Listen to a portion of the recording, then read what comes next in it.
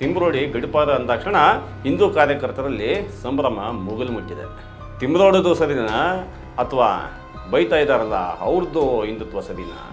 ಕಟ್ಟದ ಹಿಂದುತ್ವವಾದಿ ಗಡಿಪಾರಿಗೆ ಹಿಂದುತ್ವವಾದಿಗಳೇ ಸಂಭ್ರಮಿಸೋ ಈ ಕಾಲ ಇದೆಯಲ್ಲ, ಇಂತಹ ವಿಚಿತ್ರವಾದ ಸನ್ನಿವೇಶ ನಿರ್ಮಾಣ ಆಗ್ತಿರಲಿಲ್ಲ. ಈಗಲೂ ಅವರನ್ನು ಕಂಡ್ರೆ ಭಯ. ಅದು ಭಕ್ತಿ ಗೌರವವಾಗಿದ್ದರೆ ಬೇರೆ ಮಾತಾಗಿರ್ತಿತ್ತು. ಆದರೆ ಭಯ ಯಾವ ಮಟ್ಟಕ್ಕಿದೆ ಅಂತಂದರೆ, ಒಂದು ಅವರ ಅನುಯಾಯಿಯಾಗಿ ದಣಿಗಳೇ ಅಂತ ಕರೆದು ಅವ್ರ ಹಿಂದೆ ನಿಂತ್ಕೊಬೇಕು. ಪ್ರಭಾವಗಳಿಗೆ ಮಣಿದು SIT ಕೆಲಸ ಮಾಡ್ತಿದೆಯಾ? ಜುಲೈನಲ್ಲಿ ಫಾರ್ಮ್ ಆದ SIT ಇದುವರೆಗೆ ಏನೇನು ಮಾಹಿತಿ ಕಲೆ ಹಾಕಿ ಏನು ಕೆಲಸ ಮಾಡಿದೆ? ನಮ್ಮ ಹಸ್ತಕ್ಷೇಪ ಇಲ್ಲವೇ ಇಲ್ಲ ಅಂತಿರ್ತಕ್ಕಂಥ ಕಾಂಗ್ರೆಸ್ ಪಕ್ಷ ಧರ್ಮರಕ್ಷಣೆ ಹೆಸರಿನಲ್ಲಿ ಹೆಗಡೆ ಪರವಾಗಿ ಹೋಗಿ ನಿಂತಿದ್ದಾದ್ರೆ ಯಾಕೆ? ಬಿಲ್ಲವರು, ಬಂಟ್ರು, ಒಕ್ಕಲಿಗರು, ಲಿಂಗಾಯತರು, ಕುರುಬರು, ಹೀಗೆ OBCಗೆ ಸೇರಿದಂಥ ಯಾವುದೇ ಹಿಂದುತ್ವವಾದಿಗಳು ಒಮ್ಮೆ ತಮ್ಮ ನಿಲುವನ್ನು ಪರಿಶೀಲಿಸೋದು ಒಳ್ಳೆಯದು. ಯಾಕೆಂದರೆ ಇಲ್ಲಿ ನ್ಯಾಯ ಕೂಡ ಜಾತಿಯ ತಕ್ಕಡಿಯಲ್ಲಿ, ಧರ್ಮದ ತಕ್ಕಡಿಯಲ್ಲಿ ತೂಗುತ್ತೆ. ಹಿಂದೂ ಕಾರ್ಯಕರ್ತ ಮಹೇಶ್ ಶೆಟ್ಟಿ ತಿಮ್ರೋಡಿ ಗಡಿಪಾರು. ಮಹೇಶ್ ಶೆಟ್ಟಿ ತಿಮ್ರೋಡಿ ಎಂಬ ಹಿಂದೂ ಕಾರ್ಯಕರ್ತನನ್ನು ಗಡಿಪಾರು ಮಾಡಿ ರಾಯಚೂರಿನ ಸಾನ್ವಿ ತಾಲೂಕಿಗೆ ಕಳಿಸಲಾಗಿದೆ. ಅಲ್ಲಿಗೆ ಯಾಕೆ ಕಳಿಸಿದ್ರು ಗೊತ್ತಿಲ್ಲ. ಆದರೆ ತಿಮ್ರೋಡಿ ಗಡಿಪಾರು ಅಂದಾಕ್ಷಣ ಹಿಂದೂ ಕಾರ್ಯಕರ್ತರಲ್ಲಿ ಸಂಭ್ರಮ ಮುಗಿಲು ಮುಟ್ಟಿದೆ. ಮಹೇಶ್ ಶೆಟ್ಟಿ ತಿಮ್ರೋಡಿ ಹಿಂದುತ್ವ ಯಾವುದು? ಅವರನ್ನು ವಿರೋಧಿಸ್ತಿರೋ ಜನರ ಹಿಂದುತ್ವ ಯಾವುದು? ತಿಮ್ರೋಡದು ಸರಿನಾ ಅಥವಾ ಬೈತಾ ಇದ್ದಾರಲ್ಲ ಅವ್ರದ್ದು ಹಿಂದುತ್ವ ಸರಿನಾ? ಇದೇ ಸಮಯದಲ್ಲಿ ನನಗೆ ನೆನಪಾಗೋದು ಹಾಸನದ ಒಬ್ಬ ಹೋರಾಟಗಾರ. ಅವರ ಹೆಸರು ಆರ್ ನಾಗರಾಜ್. ಅವರನ್ನು ಭೀಕರವಾಗಿ ಹಾಸನದ ಹೊರವಲಯದಲ್ಲಿ ಹತ್ಯೆ ಮಾಡಲಾಯಿತು. ಆಗ ಏನಿವರ ಕತೆ ಅಂತ ಕೇಸ್ ಹಿಸ್ಟ್ರಿ ತೆಗಿತಾ ಹೋದರೆ ಒಂದು ಅಂಶ ಬೆಳಕಿಗೆ ಬಂತು. ಅದುವರೆಗೆ ಆರ್ ನಾಗರಾಜ್ ಅಂದರೆ ಭಯಂಕರ ರೌಡಿ, ಸಿಕ್ಕಾಬಟ್ಟೆ 307, 302 ಮಾಡಿರೋ ಅಪರಾಧಿ ಎಂಬಂತಿದ್ದ ಭಾವನೆ ಇದ್ದಕ್ಕಿದ್ದಂಗೆ ಹಾರೋಯಿತು. ಯಾಕಂದರೆ ಆರ್ ನಾಗರಾಜ್ ಮೇಲೆ ಇದ್ದ ಕೇಸ್ಗಳೆಲ್ಲ ಕನ್ನಡಕ್ಕೆ ಹೋರಾಟಕ್ಕೆ ಸಂಬಂಧಪಟ್ಟಂಥವಾಗಿತ್ತು, ಕಾವೇರಿ ಹೋರಾಟಕ್ಕೆ ಸಂಬಂಧಪಟ್ಟ ಕೇಸ್ಗಳಾಗಿತ್ತು. ರಾಜಕೀಯದ ಒಲವು, ತನ್ನ ವಾರ್ಡಿನ ಮೇಲಿನ ಹಿಡಿತದ ಸಲುವಾಗಿ ಕೊಲೆಯಾಗುವುದು. ಇದನ್ನು ಯಾಕೆ ಹೇಳಿದೆ ಅಂತಂದರೆ, ನಾವು ಒಬ್ಬ ವ್ಯಕ್ತಿಯನ್ನು ನೋಡೋದೇ ಬೇರೆ, ಅಸಲಿಗೆ ಆ ವ್ಯಕ್ತಿ ಇರೋದೇ ಬೇರೆ. ಧರ್ಮಸ್ಥಳ ಎಂಬ ಪವಿತ್ರ ಕ್ಷೇತ್ರದಲ್ಲಿ ನಾನಾ ಕಾರಣಗಳಿಗಾಗಿ ನಾನಾ ಜನರುಗಳು ನಾನಾ ರೀತಿಯಲ್ಲಿ ಎಕ್ಸ್ಪೋಸ್ ಆಗ್ತಿರೋದು ಮಾತ್ರ ನಿಜ. ಇಲ್ಲದಿದ್ದರೆ ಕಟ್ಟದ ಹಿಂದುತ್ವವಾದಿ ಗಡಿಪಾರಿಗೆ ಹಿಂದುತ್ವವಾದಿಗಳೇ ಸಂಭ್ರಮಿಸೋ ಈ ಕಾಲ ಇದೆಯಲ್ಲ, ಇಂತಹ ವಿಚಿತ್ರವಾದ ಸನ್ನಿವೇಶ ನಿರ್ಮಾಣ ಆಗ್ತಿರಲಿಲ್ಲ.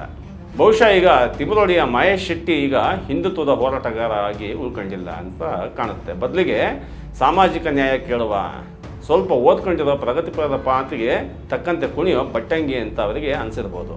ತಿಮ್ರೋಡಿ ಯಾವಾಗ ಅಸೆಂಬ್ಲಿ ಎಲೆಕ್ಷನ್ಗೆ ಸ್ಪರ್ಧೆ ಮಾಡಿದ್ದೋ ಅಂದರೆ 2008ರಲ್ಲಿ, ಆಗಲೇ ತಾನು ಇದುವರೆಗೂ ಅನುಸರಿಸ್ಕೊಂಡು ಬಂದ ಕಲ್ಲಡ್ಕ ಪ್ರಭಾಕರ್ ಭಟ್ರ ಪ್ರಭಾವದ ಹಿಂದುತ್ವ ಇದೆಯಲ್ಲ, ಅದರ ಅಜೆಂಡಾ ಅರ್ಥ ಆಗಿ ಹೋಯಿತು. ಅಲ್ಲಿ ತನಕ ಹಿಂದುಳಿದ ಜಾತಿಯವರನ್ನು ಏನಿದ್ರು ಹಿಂದೆ ನಿಂತು ಘೋಷಣೆ ಕೂಗಬೇಕು ಹೊರತು ಮುಂದೆ ನಿಂತು MLA ಎಲ್ಲ ಆಗೋಕ್ಕೆ ಸಾಧ್ಯ ಇಲ್ಲ, ಆಗೋಕ್ಕೆ ಇವರು ಬಿಡೋದು ಇಲ್ಲ. ಹಾಗಾಗಿ ಅವರು ಕಲ್ಲಡ್ಕ ಪ್ರಭಾಕರ್ ಭಟ್ರು ಇರ್ತಾರಲ್ಲ, ಅವರ ವಲಯದಿಂದ ಆಚೆಗೆ ಬಂದ್ಬಿಟ್ರು. ಅದರ ಜೊತೆಗೇನೆ ಭಟ್ರುಗಳ ಅಂದರೆ ಪ್ರಪಗಂಡ ಮಾಡುವ ಹಿಂದುತ್ವಗಳ ಸವಾಸ ಬಿಟ್ಬಿಟ್ರು.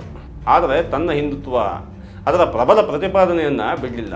ಈಗಲೂ ತಿಮ್ರೋಡಿ ಪ್ರಖರ ಹಿಂದೂ ಪ್ರತಿಪಾದಕ. ಆದರೆ ಒಬ್ಬ ಬಿಲ್ಲವ ಜನಾಂಗಕ್ಕೆ ಸೇರಿದ ತಿಮ್ರೋಡಿಗೆ ಹಿಂದುತ್ವದ ಹಾದಿ ಸುಲಭವಾಗಿರಲಿಲ್ಲ. ಹಿಂದುಳಿದ ಜಾತಿಗೆ ಅಂದರೆ OBCಗೆ ಸೇರಿದ ಯಾವುದೇ ವ್ಯಕ್ತಿ ಇದುವರೆಗೆ ಹಿಂದುತ್ವದ ಹೋರಾಟ ಮಾಡಬಲ್ಲ, ಆದರೆ ಸ್ವತಂತ್ರವಾಗಿ ಮುಂದೆ ಬಂದು ನಿಲ್ಲೋದಕ್ಕೆ ಸಾಧ್ಯ ಆಗಲ್ಲ. ಅದು ಈ ಬಿಲ್ಲವ ಜನಾಂಗಕ್ಕೆ ಸೇರಿದ ಮಹೇಶ್ ಶೆಟ್ಟಿಗೂ ಕೂಡ ಅನ್ವಯ ಆಗುತ್ತೆ. 2012ರಲ್ಲಿ ಹಿಂದೂ ಜಾಗರಣ ಸಮಿತಿ ಅಂತ ಸ್ವಂತ ಸಂಘಟನೆ ಹುಟ್ಟಾಕಿ ಅದರ ಮೂಲಕ ತಮ್ಮ ಹಿಂದುತ್ವದ ಕಾರ್ಯಕ್ರಮಗಳನ್ನು ಮಾಡ್ಕೊಂಡು ಬಂದಿದ್ದಾರೆ. ಅದರಲ್ಲಿ 2014ರ ಚುನಾವಣೆಯಲ್ಲಿ ಮಾತ್ರ ನರೇಂದ್ರ ಮೋದಿ ಅವರನ್ನು ಬೆಂಬಲಿಸಿದರು. ಆದರೆ ಅದು ಕಂಪ್ಲೀಟ್ ಬೆಂಬಲ ಆಗಿರಲಿಲ್ಲ. ಅಂದರೆ ಫೀಲ್ಡಿಗೆ ಇಳಿದೆ ಕೇವಲ ಮೋದಿಗಾಗಿ ಮಾತ್ರ ಕೊಟ್ಟ ಬೆಂಬಲ ಆಗಿತ್ತದು. ಈಗಲೂ ಇಡೀ ರಾಜ್ಯಾದ್ಯಂತ ಅಪಾರ ಸಂಖ್ಯೆಯಲ್ಲಿ ತಮ್ಮ ಹಿಂದೂ ಪಡೆಯನ್ನು ಹೊಂದಿದ್ದಾರೆ ಈ ತಿಮ್ರೋಡಿ. ಈಗ ಯಾಕೆ ಗಡಿಪಾರಾಗಿದ್ದು? ತುಂಬ ಜನ ಇದು ಈಗ ನಡೀತಾ ಇದೆಯಲ್ಲ, ಧರ್ಮಸ್ಥಳದ ಅಸಹಜ ಸಾವುಗಳಿಗೆ ಸಂಬಂಧಪಟ್ಟ ಕೇಸಿಗೆ ಸಂಬಂಧಿಸಿದ್ದು, ಅದಕ್ಕಾಗಿ ಗಡಿಪಾರಾಗಿದ್ದಾರೆ ಅಂತ ಅಂದ್ಕೊಂಡಿದ್ದಾರೆ. ಇನ್ನು ಕೆಲವರು ಇದು ಅವರ ಹಳೆಯ ಕೇಸುಗಳ ವಿಚಾರಣೆಯಿಂದಾಗಿ ಬಂದ ತೀರ್ಪು, ಹಳೆಯ ಕೇಸುಗಳ ಹಿಯರಿಂಗ್ ಮಾಡ್ತಾ ಬೆಳ್ತಂಗಡಿಯ AC ಸ್ಟೆಲ್ಲಾ ವರ್ಗೀಸಿದ್ದಾರಲ್ಲ, ಅವರು ಈಗ ಗಡಿಪಾರಿನ ಆದೇಶ ಮಾಡಿದ್ದಾರೆ ಅಂತ ಮಾತಾಡ್ತಿದ್ದಾರೆ. ಆದರೆ ಮೊದಲ ಅಭಿಪ್ರಾಯವೇ ಸರಿ ಅಂತ ಅನಿಸುತ್ತೆ. ಆದರೆ ಅದು ಕೂಡ ಪೂರ್ತಿ ಸರಿಯಲ್ಲ. ಯಾಕಂದರೆ ಟೆಕ್ನಿಕಲಿ ಅದಕ್ಕೆ ಪುರಾವೆ ಇಲ್ಲ. ಅವರ ಮೇಲಿನ ಹಿಂದಿನ ಅದಷ್ಟು ಕೇಸುಗಳ ಪರಿಶೀಲನೆ ಮಾಡಿ ಗಡೀಪಾರು ಮಾಡುವ ಪ್ರಕ್ರಿಯೆ ಮೂಲಕ ಆಯಿತು ಅನ್ನೋದೇ ಆದರೆ ಅಲ್ಲಿನ ಅಂದರೆ ಬೆಳ್ತಂಗಡಿ AC ಇದಾರಲ್ಲ ಅವರ ಹೆಸರು ಸ್ಟೆಲ್ಲಾ ವರ್ಗೀಸ್, ಅವರ ಕಾರ್ಯವೈಖರಿಯ ಬಗ್ಗೆ ಪ್ರಶ್ನೆ ಮಾಡಬೇಕಾಗತ್ತೆ. ಅವ್ರ ಮೂಲಕ ಈ ಸರ್ಕಾರವನ್ನು ಪ್ರಶ್ನೆ ಮಾಡಬೇಕಾಗತ್ತೆ. ಆದರೆ ಅವರನ್ನು ಗಡೀಪಾರು ಮಾಡಿದ ಸಮಯ, ಅದರ ಹಿಂದೆ ಅವರನ್ನು ಅರೆಸ್ಟ್ ಮಾಡಿದ ಸಮಯ ಎಲ್ಲವನ್ನು ನೋಡಿದ್ರೆ SIT ತುಂಬ ಒತ್ತಡದಲ್ಲಿ ಕೆಲಸ ಮಾಡ್ತಾ ಇದೆ ಅನ್ನೋದಂತೂ ಸತ್ಯ. ತಿಂಬರವಡಿ ಮೇಲೆ ಇರೋದು 33 ಕೇಸ್ಗಳು. ಎಲ್ಲವೂ ಕೂಡ ಕೋಮು ಸೌಹಾರ್ದ ಕೆಡಿಸಿದಂಥ ಕೇಸು, ಪ್ರಚೋದನಾಕಾರಿ ಭಾಷಣ ಮಾಡಿದ ಕೇಸು, ಕೆಲವು ಹಲ್ಲೆ, ಜೀವ ಬೆದರಿಕೆ ಈ ಥರಕ್ಕೆ ಸಂಬಂಧಪಟ್ಟಂಥ ಕೇಸ್ಗಳು. ಅದರ ಜೊತೆಗೆ ತಿಂಬ್ರೋಡಿ ಮನೆಯಲ್ಲಿ ಅಕ್ರಮವಾಗಿ ಇದ್ದಂಥ ಶಸ್ತ್ರಾಸ್ತ್ರಗಳು. ಹಿಂದೂ ಯೋಧನೊಬ್ಬನ ಮೇಲೆ ಯಾವ ಕಾರಣಕ್ಕಾಗಿ ಕೇಸಾಗಬೇಕಾಗಿತ್ತೋ ಆ ಕಾರಣಗಳಿಗಾಗಿಯೇ ಈ ಕೇಸ್ಗಳೆಲ್ಲ ಆಗಿದೆ. ಅದಕ್ಕೆ ಕಾನೂನು ಕ್ರಮ ಕೈಗೊಳ್ಳಬೇಕು ನಿಜ, ಅದು ಸರಿಯಾದ ಕ್ರಮ ಕೂಡ ಹೌದು. ಆದರೆ 2012ರಲ್ಲಿ ಸೌಜನ್ಯ ಎಂಬ ಹಿಂದೂ ಹೆಣ್ಣು ಮಗಳು ಬರ್ಬರವಾಗಿ ಅತ್ಯಾಚಾರಕ್ಕೊಳಗಾಗಿ ಬಲಿಯಾಗಿ ಹೋದ್ಲಲ್ಲ, ಆಗಿನಿಂದ ಮಹೇಶ್ ಶೆಟ್ಟಿ ತಿಮ್ರೋಡಿ ಆಕೆಗೆ ನ್ಯಾಯ ಸಿಗಬೇಕು ಎಂಬುದರ ಪರವಾಗಿ ಹೋರಾಟ ಮಾಡಿಕೊಂಡೇ ಬಂದಿದ್ದಾರೆ. ಬಹುಶಃ ತಿಮ್ರೋಡಿ ನಿರಂತರ ಹೋರಾಟ ಮಾಡದೆ ಹೋಗಿದ್ರೆ ಇವತ್ತು SIT ರಚನೆ ಆಗ್ತಿರಲಿಲ್ಲ. ಒಂದು ಸಾಧಾರಣ ಹಿನ್ನೆಲೆಯ ಹೆಣ್ಣು ಮಗಳು ಆ ರೀತಿಯ ಕುಟುಂಬಗಳ ಹತ್ಯೆ ಹಾಗೂ ಅತ್ಯಾಚಾರಕ್ಕೆ ಸಂಬಂಧಪಟ್ಟಾಗಿ 4 ಜನ IASಗಳನ್ನು ನೇಮಿಸಿ SIT ರಚನೆ ಆಗಿರೋದು ದೇಶದಲ್ಲಿ ಬಹುಶಃ ಇದೇ ಮೊದಲ ಬಾರಿಗೆ. ಧರ್ಮಸ್ಥಳದ ಉಸ್ತುವಾರಿ ನೋಡ್ಕೊಳ್ತಾ ಇರ್ತಕ್ಕಂಥ ಹೆಗ್ಡೆ ಕುಟುಂಬದವ್ರ ಮೇಲೆ ಸೌಜನ್ಯ ಸೇರಿದಂತೆ ನಾಗವಲ್ಲಿ, ಪದ್ಮಾವತಿ, ಆನೆ ಮಾವತ, ನಾರಾಯಣ ಹತ್ಯೆ ಕೇಸುಗಳು ಸೇರಿದಂತೆ ಇನ್ನೂ ಹಲವು ಆರೋಪಗಳಿದ್ದಾವೆ. ಅದಕ್ಕೆ ಎಲ್ಲಿಯೂ ಇನ್ನೂ ಉತ್ತರ ಸಿಕ್ಕಿಲ್ಲ. ಆದ್ದರಿಂದ ಇನ್ನೂ ಆ ಕುಟುಂಬ ಆರೋಪಿನೇ. ಇದರ ನಡುವೆ ತಿಂಬರೋಡಿ ಆ ದೊಡ್ಡ ಕುಟುಂಬದ ವಿರುದ್ಧ ದನಿ ಎತ್ತಿದ್ದಾರೆ. ನಿಮಗೆ ಗೊತ್ತಿರಲಿ, ಇಡೀ ಧರ್ಮಸ್ಥಳ, ಉಜಿರೆ ಅಷ್ಟೇ ಯಾಕೆ ಬೆಳ್ತಂಗಡಿಯಲ್ಲೇ ಈ ದೊಡ್ಡ ಕುಟುಂಬದ ಬಗ್ಗೆ ಮಾತಾಡಿ ದಕ್ಕಿಸ್ಕೊಂಡವರಿಲ್ಲ. ಈಗಲೂ ಅವರನ್ನು ಕಂಡ್ರೆ ಭಯ. ಅದು ಭಕ್ತಿ ಗೌರವ ಆಗಿದ್ರೆ ಬೇರೆ ಮಾತಾಗಿರ್ತಿತ್ತು. ಆದರೆ ಭಯ ಯಾವ ಮಟ್ಟಕ್ಕಿದೆ ಅಂತಂದರೆ, ಒಂದು ಅವರು ಅವರ ಅನುಯಾಯಿಯಾಗಿ ದಣಿಗಳೇ ಅಂತ ಕರೆದು ಅವ್ರ ಹಿಂದೆ ನಿಂತ್ಕೊಬೇಕು. ಇಲ್ಲಿದ್ರೆ ಆನೆ ಮಾವತ, ನಾರಾಯಣ ಅವರಿಗೆ ಸೇರಿದ ಜಾಗದಲ್ಲಿ ಈಗ ನಿಂತಿದೆಯಲ್ಲ ಅಯೋಧ್ಯೆ ಹೋಟೆಲ್, ಅದನ್ನು ನೋಡಿ ವಿರುದ್ಧ ನಿಂತ ಕಥೆ ಏನಾಗುತ್ತೆ ಅಂತ ಉದಾಹರಣೆ ಸಿಗುತ್ತೆ. ತಿಮ್ರೋಡಿ ಇತ್ತೀಚೆಗೆ ಮಾಸ್ಕ್ ಮ್ಯಾನ್ ಚಿನ್ನಯ್ಯನನ್ನು 2 ವರ್ಷಗಳ ಹಿಂದೆ ಭೇಟಿ ಮಾಡಿದ ವಿಡಿಯೋಗಳನ್ನು ಹಂತವಾಗಿ ರಿಲೀಸ್ ಮಾಡ್ತಾ ಇದ್ದಾರೆ. ಧರ್ಮಸ್ಥಳದಲ್ಲಿ ನಡೆದ ಅಸಹಜ ಸಾವುಗಳಿಗೆ ಸಂಬಂಧಪಟ್ಟಂತೆ ನಡೀತಾ ಇರ್ತಕ್ಕಂಥ ಈಗಿನ ಬೆಳವಣಿಗೆಯಲ್ಲಿ ಒಂದೊಂದು ಸಣ್ಣ ಚಲನೆ ಕೂಡ ಬಹಳ ಮುಖ್ಯ.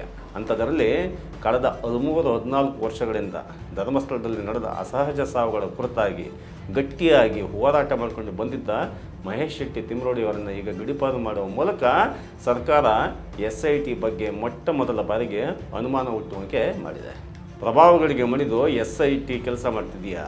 ಜುಲೈನಲ್ಲಿ ಫಾರ್ಮ್ ಆದ SIT ಇದುವರೆಗೆ ಏನೇನು ಮಾಹಿತಿ ಕಲೆ ಹಾಕಿ ಏನು ಕೆಲಸ ಮಾಡಿದೆ? ನಮ್ಮ ಹಸ್ತಕ್ಷೇಪ ಇಲ್ಲವೇ ಇಲ್ಲ ಅಂತಿರ್ತಕ್ಕಂಥ ಕಾಂಗ್ರೆಸ್ ಪಕ್ಷ ಧರ್ಮ ರಕ್ಷಣೆ ಹೆಸರಿನಲ್ಲಿ ಹೆಗಡೆ ಪರವಾಗಿ ಹೋಗಿ ನಿಂತಿದ್ದಾದರೂ ಯಾಕೆ? ಇದೆಲ್ಲ ಏನೇ ಆಗಿರಲಿ, ಜನ ಎಲ್ಲವನ್ನು ಕೂಡ ಗಮನಿಸ್ತಾ ಇದ್ದಾರೆ. ಇಲ್ಲಿ ಧರ್ಮಸ್ಥಳದ ಬಗ್ಗೆ, ಅಲ್ಲಿಯ ದೇವರ ಬಗ್ಗೆ ಆಕ್ಷೇಪಣೆಗಳು ಇದುವರೆಗೂ ಇಲ್ಲ. ಆದರೆ ಹೆಗಡೆ ಕುಟುಂಬದ ವಿರುದ್ಧ ಮಾತಾಡಿದರೆ ದೇವರ ಬಗ್ಗೆ ಮಾತಾಡದಂತೆ ಅಂತ ಬಿಂಬಿಸುವ ಕೆಲಸ ನಿರಂತರವಾಗಿ ನಡೀತಾನೆ ಇದೆ. ಅದನ್ನು ಮೀರಿ ಸೌಜನ್ಯ ಸೇರಿದಂತೆ ಹಲವಾರು ಹೆಣ್ಣು ಮಕ್ಕಳು ಅಂದರೆ ಆ ಕಾಲದ ಆಕ್ರಂದನಕ್ಕೆ ನಾಡಿನ ಜನ ಈಗ ಕಿವಿ ಆಗ್ತಾ ಇದ್ದಾರೆ. ತಿಮ್ರೋಡಿ ಮುಖಾಂತರ ಅವರ ಮೇಲೆ ಆಗ್ತಿರೋ ಕೇಸುಗಳು, ಅರೆಸ್ಟು, ಗಡೀಪಾರುಗಳನ್ನು ನೋಡಿದರೆ ಬಿಲ್ಲವರು, ಬಂಟ್ರು, ಒಕ್ಕಲಿಗರು, ಲಿಂಗಾಯತರು, ಕುರುಬರು ಹೀಗೆ OBCಗೆ ಸೇರಿದಂಥ ಯಾವುದೇ ಹಿಂದುತ್ವವಾದಿಗಳು ಒಮ್ಮೆ ತಮ್ಮ ನಿಲುವನ್ನು ಪರಿಶೀಲಿಸೋದು ಒಳ್ಳೆಯದು. ಯಾಕೆಂದರೆ ಇಲ್ಲಿ ನ್ಯಾಯ ಕೂಡ ಜಾತಿಯ ತಕಡಿಯಲ್ಲಿ, ಧರ್ಮದ ತಕಡಿಯಲ್ಲಿ ತೂಗುತ್ತೆ. ಸುಮ್ಮನೆ ಬಾಯಲ್ಲಿ ಮಾತ್ರ ನಾವೆಲ್ಲ ಒಂದೇ ಅಂತ ಹೇಳಿದ್ರೆ ಹೇಗೆ ಅಲ್ವಾ? ಧನ್ಯವಾದಗಳು.